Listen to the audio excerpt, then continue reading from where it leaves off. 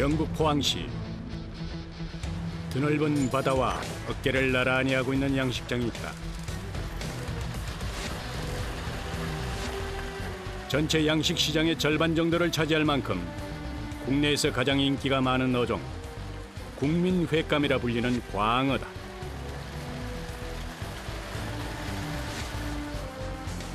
단단한 육질과 고단백을 자랑하는 횟감의 대명사다. 동해안에서 한 1년 2개월 정도 자란 거예요. 1kg에서 1kg 3, 400. 넓을 광자에 고기 여자를 써서 그 이름도 광어. 널찍한 생김새만큼 밑바닥에 붙어 사는 특이한 습성도 갖고 있다. 흙빛과 비슷한 황갈색을 보호색으로 지니고 있어서 물속에서는 제대로 알아보기도 어렵다.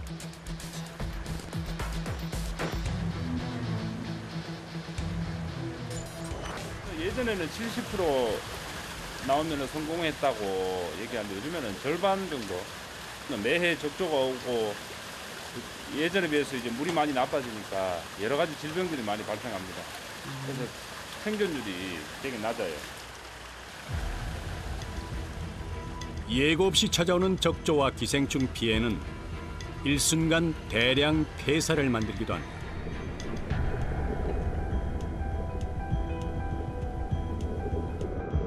황폐해지는 바다 상황에 양식 어민들은 한순간도 마음을 놓을 수가 없다. 아기 돌보듯 늘 세심한 주의가 필요하다. 양식장 뒤편, 수조가 없는 이곳에서도 사람들이 분주하다.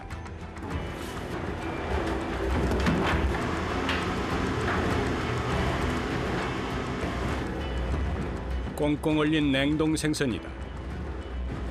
청어, 메가리, 뭐 연안에 잡히는 잡어, 아귀, 뭐 이면수, 우리 사람들이 다 먹을 수 있는 것들을 사서 사료로 사용하는 거죠. 생선의 성분을 뽑아 만든 배합 사료를 먹이는 곳도 있지만 이곳은 직접 갈아주는 생사료를 고집한다.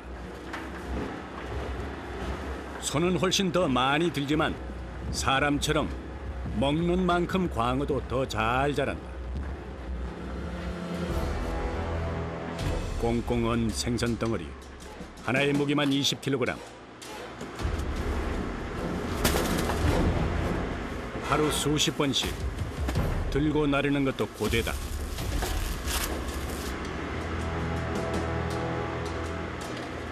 비닐이 남은 비닐에 붙어가지고 물고기가 이거 먹으면 안 되니까 떼고 있습니다. 사람이 먹을 음식은 아니지만 정성은 그에 못지않다.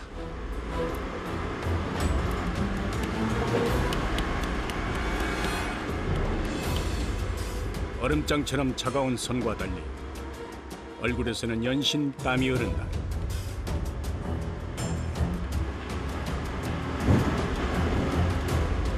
양식장 뒤편에는 이렇게 보이지 않는 땀이 묻어 있다.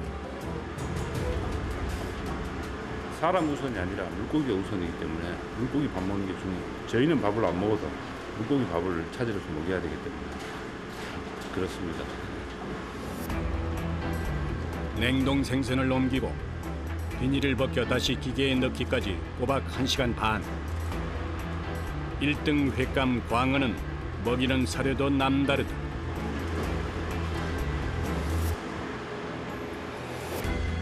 만들어진 사료는 곧바로 영하 26도의 냉동 창고로 옮겨진다. 신선함을 위해서다.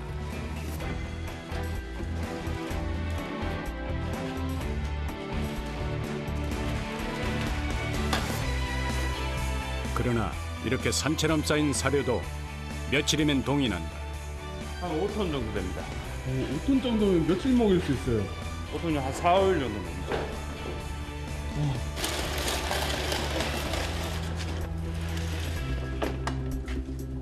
영상 30도와 영하 26도. 한여름과 한겨울을 넘나들면서 영양 좋은 사료가 완성됐다.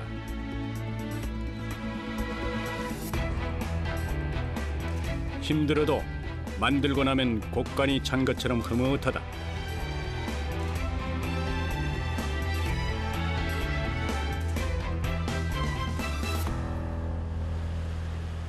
규모가 6,600여 제곱미터에 달하는 광어 양식장. 이곳에는 약 30만 마리, 무게로 치면 약 100톤 정도의 광어가 살아가고 있다.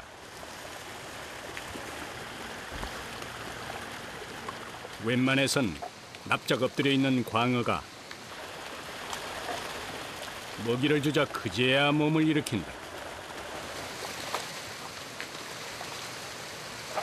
있는 곳에 골고루 던져주고 다 섭취할 수 있도록 조금씩 조절해서 주는 게 중요합니다. 가장 쉬울 것 같은 먹이 주기는 양식장에서 가장 고단한 작업이다. 손에 힘을 주면 금방 지치기 때문에 손목 전체의 힘을 이용한다.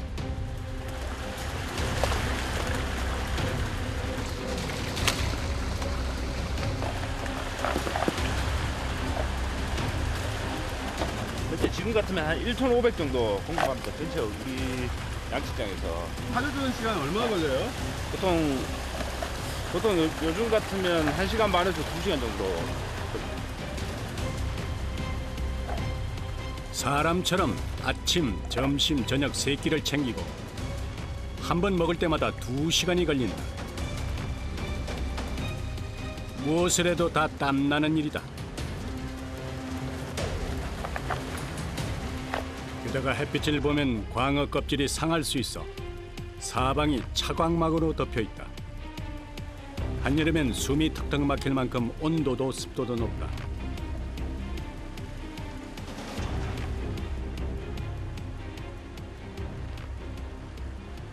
太阳마감이 조금 덥습니다. 밖에보다는. 그리고 하루를 계속 주다 보면 운동됩니다. 송어와 달리 광어는 따뜻한 곳에서 잘 자란다. 그래서 동해안에서는 광어 양식이 더욱 힘들다.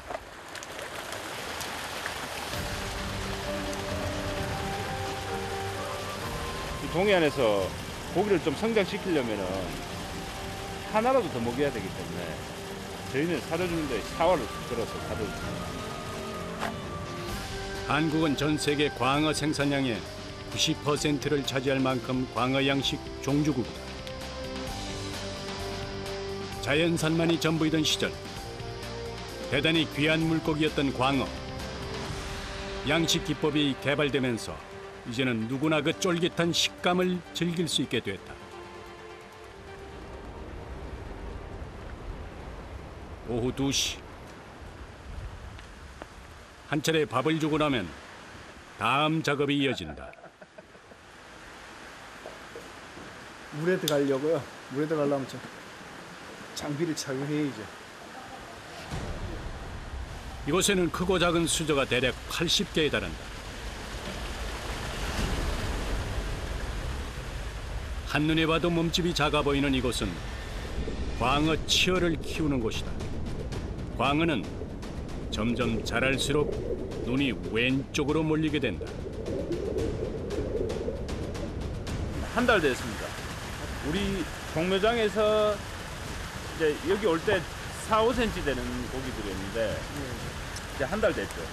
1년 6개월에서 2년 정도 더 키워서 2kg, 3kg 만들어 수출합니다. 사람으로 치면 신생아를 지나서 이제 유아기 정도 되는 새끼 광어. 한 달 만에 10cm 정도로 약 2배가량 성장했다.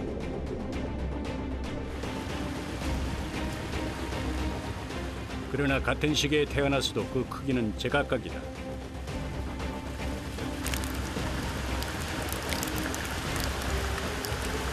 계절 차이가 나요. 이렇게 선별하는 거죠. 몸집이 거의 2배 차이가 난다. 약한 놈을 잡아먹는다고. 그래가지고 어렸을 적에는 그렇게 선별을 자주 해주고 큰 놈들은 사료 굵기를 빨리빨리 올려줘야 되니까 또 그만큼 빨리 크고 그렇기 때문에 선별을 해줘요. 오늘 작업은 크기가 약 15cm 정도 되는 광어를 골라내는 일이다. 이 역시 사람 손과 눈으로 해야 하는 수작업이다. 사람 손길을 기다리는 광어 치어는 12,000마리에 달한다.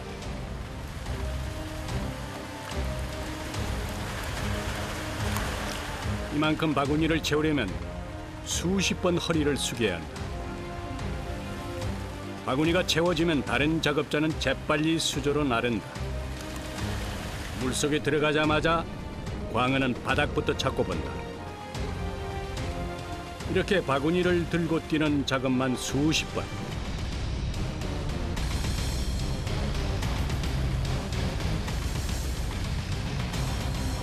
물속은 더 가시밭길이다.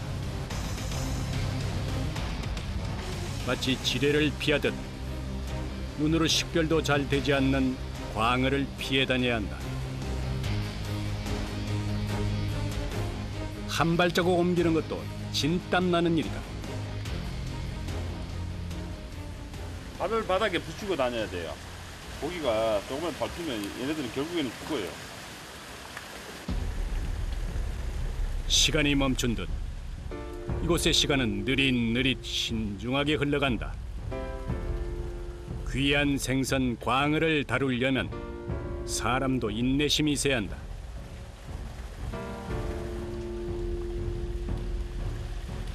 눈은 고기를 너무 오래 보니까 피곤하고 허리는 숙여야 되니까네 아프고 그러죠. 광어만 뚫어져라 쳐다봐야 하는 이 작업은 반나절 동안 계속된다.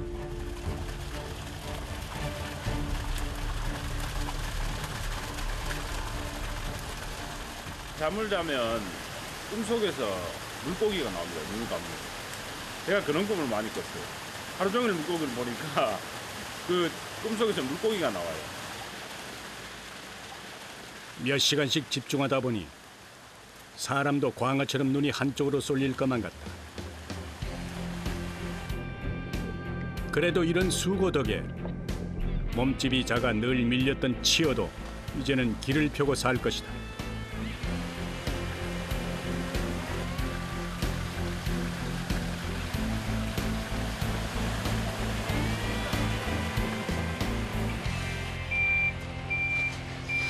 일 마무리가 무섭게 들어간 데가 양식장에 도착한다.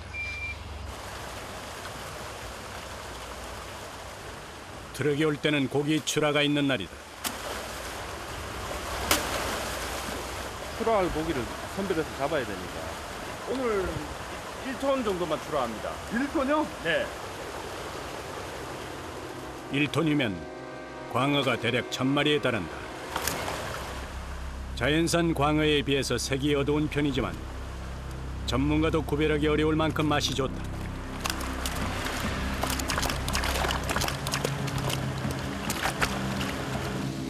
손으로 만졌을 때 살이 두툼한 광어가 가장 상품 가치가 높다. 정확하게 개근을 해야 이제 그 금액 계산이 되기 때문에 그렇습니다.